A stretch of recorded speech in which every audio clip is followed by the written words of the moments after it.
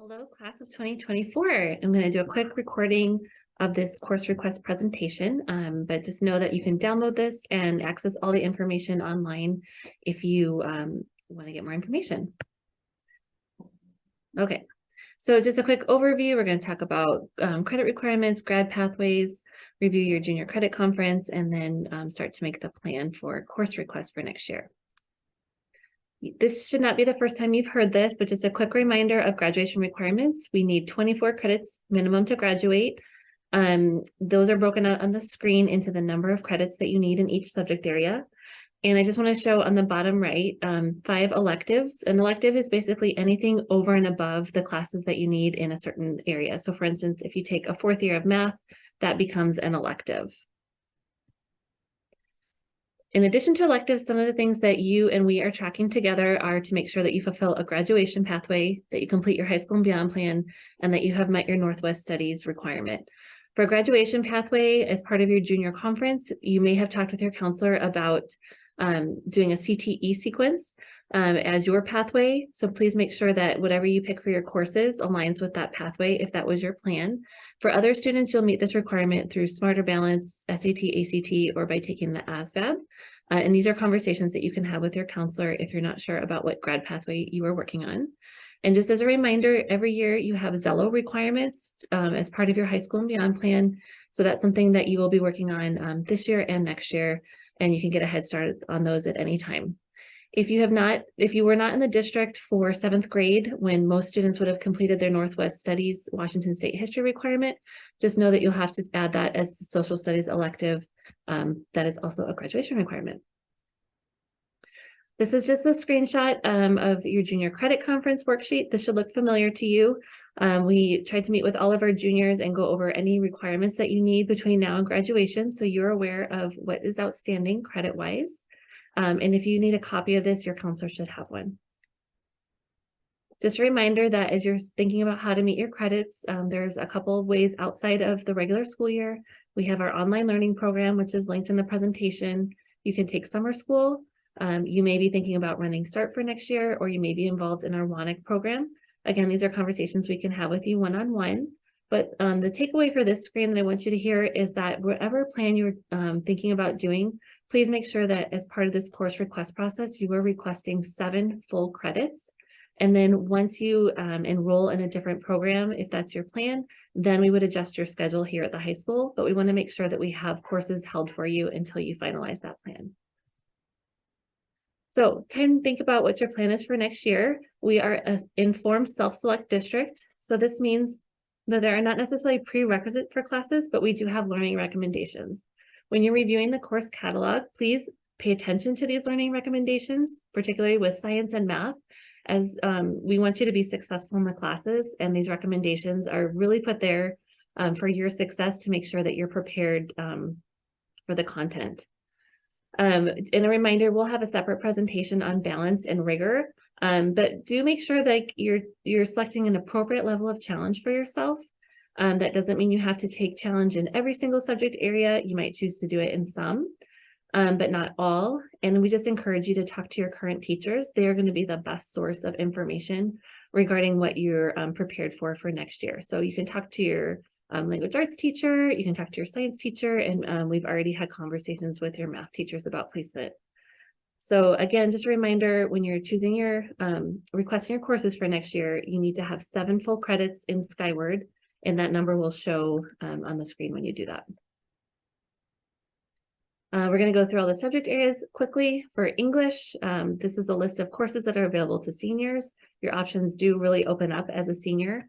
Some things to think about, colleges typically want to say, 4-year colleges typically want to see either the full year of AP English literature or the contemporary literature. Some colleges do not recognize journalism as an English class, so please consider that for whatever your plan might be.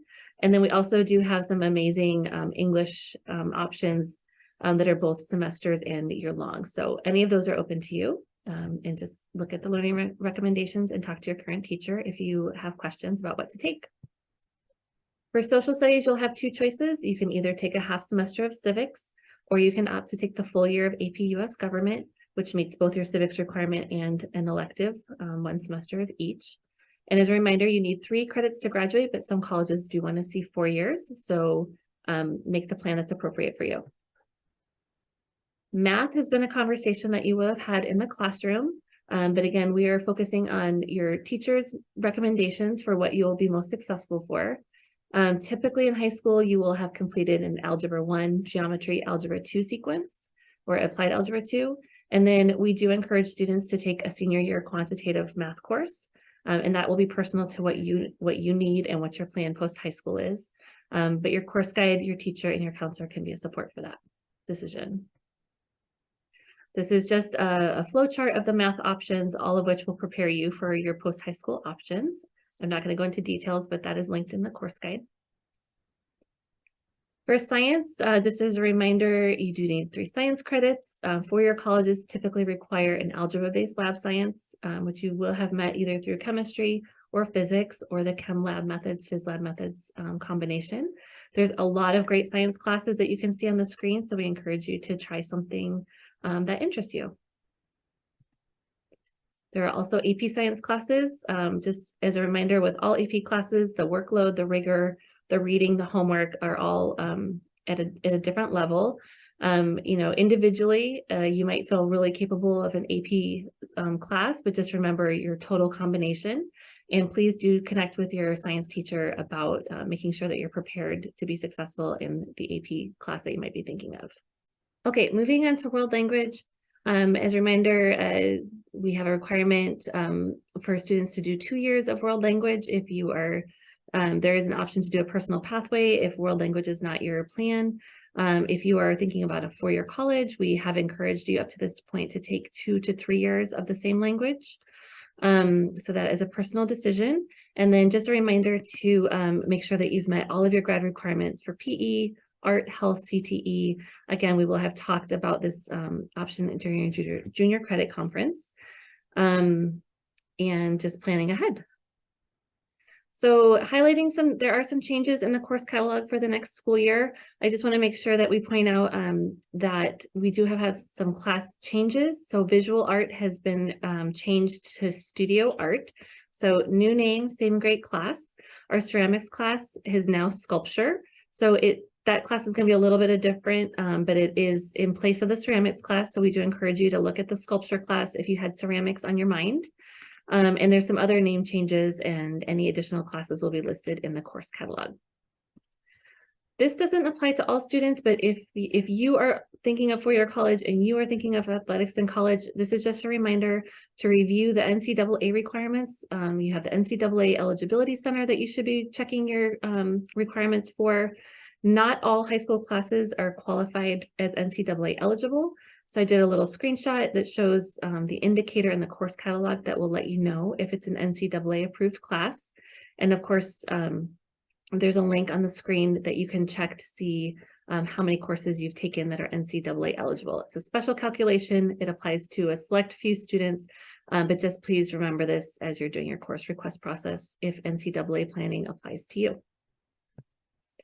And finally, course request directions. We're sharing all this information to you. This is a decision-making time where we want you to be talking with your family. Some students are working with an outside consultant. Please make sure that you're having those conversations now, because we build our master schedule based on the classes that you request. So if you change your mind in the fall, we can't guarantee placement for you in that class based on the number of sections that we'll be creating due to your request. So really have thoughtful decision-making now.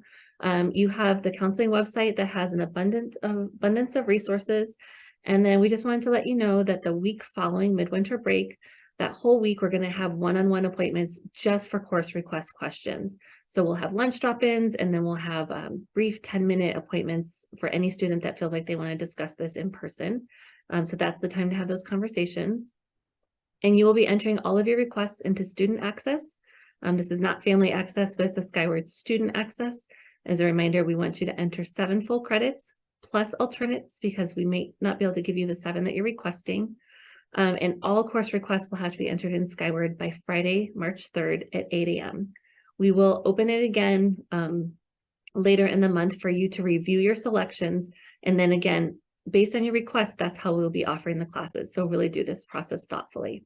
Thanks for your time, and it's exciting to think about next year, even though you're only halfway done with this year. But best wishes, and we will talk to you as needed.